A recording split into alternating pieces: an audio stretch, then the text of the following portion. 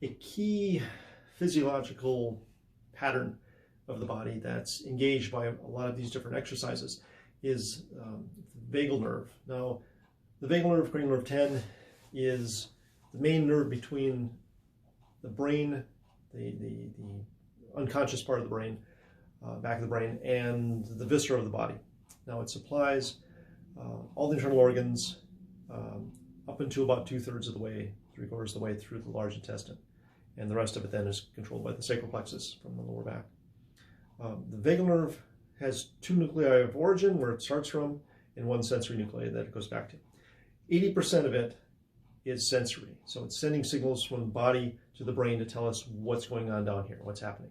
So it's a key nerve in any interoceptive or self-awareness or meditative type exercises.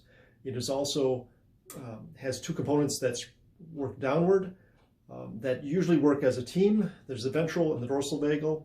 Dorsal vagal is more associated with subdiaphragmatic or below the diaphragm physiology.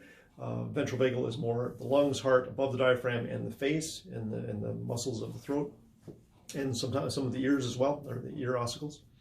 And the vagal nerve, when working well, allows us to be socially engaged, allows us to be witty, it allows us to be relaxed, and it lets us digest our food. And it's basically, if one is feasting with your family and just relaxing, having a great time, that is neurology that's engaged.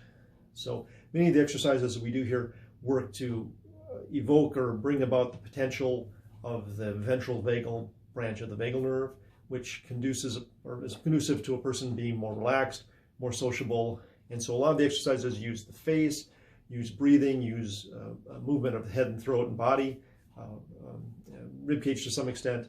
And so this is just a basic primer on what some of the underlying physiologies of what we're doing.